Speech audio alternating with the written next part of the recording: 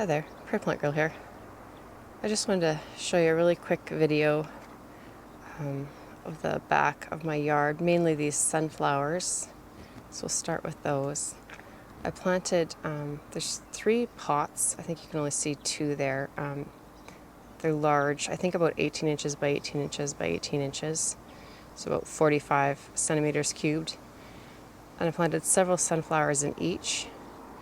And then I also have more sunflowers planted in the ground along the fence here. But the ones in the pots are starting to bloom. I've already cut a few.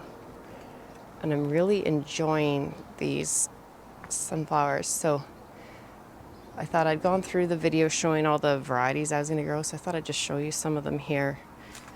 This is Valentine.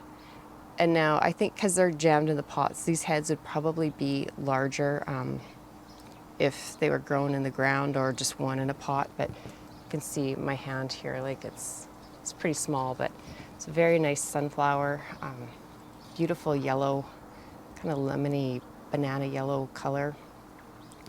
And then this is firecracker.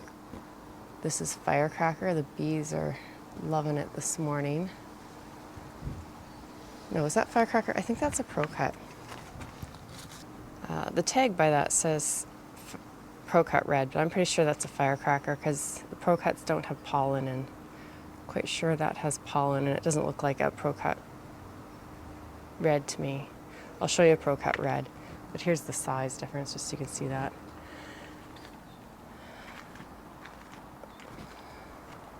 Here's a pro-cut red.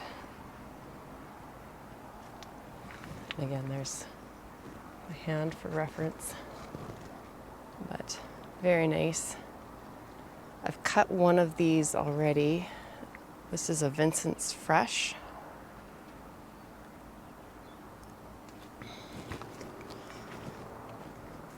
And this one doesn't have a tag, but I believe it's Vincent's Fresh as well. Then I have a few others that are just getting ready. There's some teddy bears in here and some Burts. You see they're just starting to head up there. More teddy bears. So there's lots coming. I've cut a few of the pro-cut red and cut a few of the pro-cut reds and pro-cut yellows, I believe they were, and taken them in already. So I think I have a photo of them in a vase. I'll show those to you.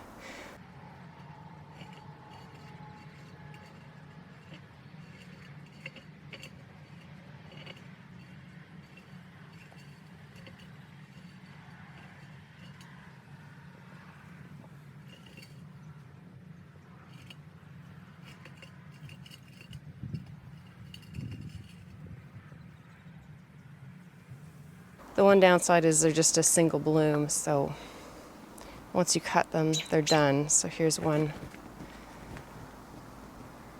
here that I've cut already. You can see in behind, there's daylilies that I just plunked in back along the fence one year. And even with the fence here and these big sunflowers, the daylilies are still just blooming away here. Daylilies can grow in an unbelievable amount of shade. But just really enjoying the sunflowers, so I thought I'd just show you those. And then I'm really happy with these. These are the Jade Princess Ornamental Millet. You might recall a video where I just plunked them in the ground. They were in the Coldframe and just needed to get planted out. And I planted 3 around the base of this tree, which I'm not sure what this is. It almost looks like a Saskatoon, but it's still blooming now, and it bloomed earlier in the spring. It's some sort of like a chokecherry or Saskatoon or something, but it's kind of not knowing its seasons here. And I just moved it this spring, so it might be not too happy about that. But anyways, these Jade Millet are just gorgeous. I'm just loving them.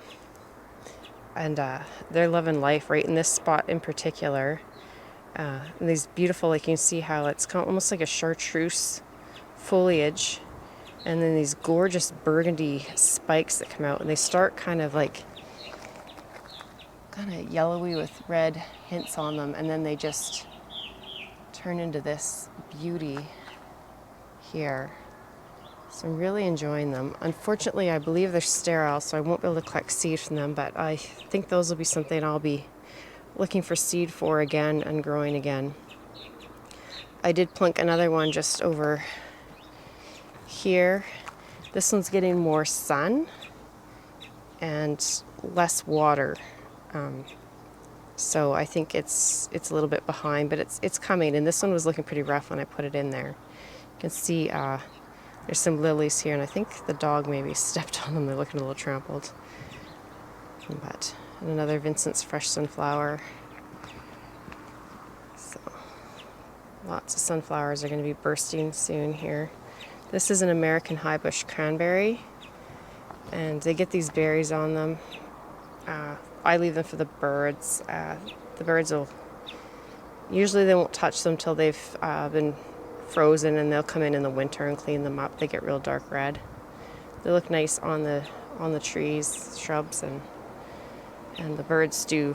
That's kind of their late winter snack there. But I have little drippers on most of the trees and shrubs back here. So that's when I said that the millet here gets more water. It's because it's around that tree. So there's a dripper on that. And this cranberry has one, but the millet's just far enough further away that I don't think it's getting any water from that. And I put water in the pots for the sunflowers, but otherwise I don't water back here. This, I'll look up the tags just to be sure. I think this is a North Pole white spruce, but I can't remember. I had planted one in a video a few years ago, and that was the year we got the dog, and he killed it. But I replaced it the next year, and it's grown quite a lot since then. It's looking really good.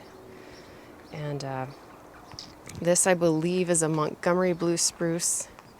I put this in last summer, and it's doing well. It's put on a little bit of growth. There's some daylilies. Those are Stella Doro with the thinner leaves back in there.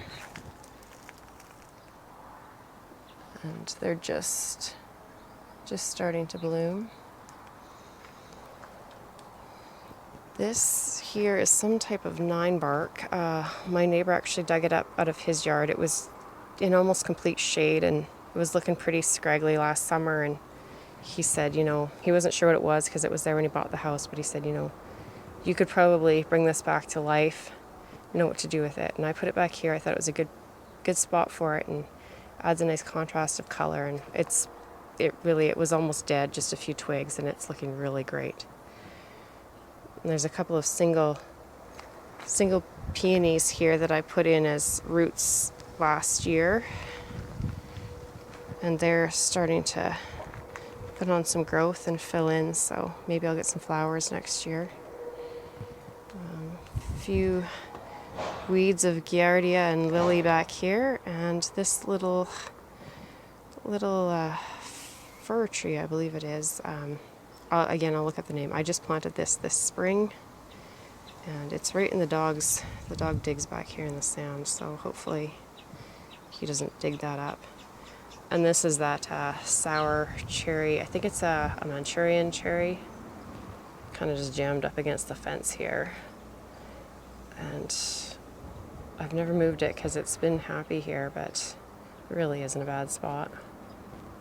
And I don't know if you can tell, but it bends over the fence. I don't know if that's from winds or from stretching to get light, because there is a maple back here. It does give some shade through part of the day. And not because it's pretty, but because people ask, this is my leaves here. People ask what I do, where do I get the leaf mulch in that?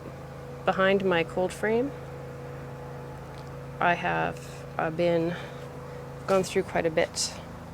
I've been digging the leaf mulch out of here, You have to dig down into the layers to get to the good stuff, and I've almost used it up. And then, so I just have a couple of bags left there. And then this year I'm trying something different. I brought this old bench. Used to have the kids' outdoor toys in it, but we don't need that anymore. So I've filled it with leaves. And I'm not sure. I think I'll have to move them out of there for them to really decompose, because it's dry in there. But it's a good way to store them so they're not blowing all over the yard. And I think it'll keep rodents out of it for the most part, because I never like opening these bags, especially if they've been sitting on the ground, and then I'm always a little worried something's going to come scurrying out of it. It's never happened, but it's still in my mind.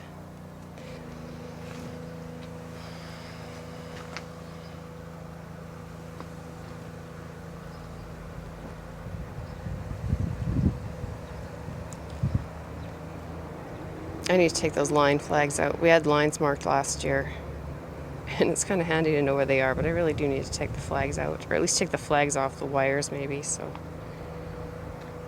I know where the lines run, but I don't have like bright yellow flags.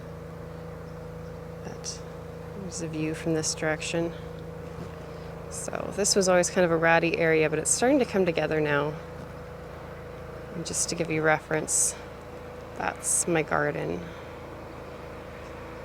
So this area that we were just looking at here, this area here,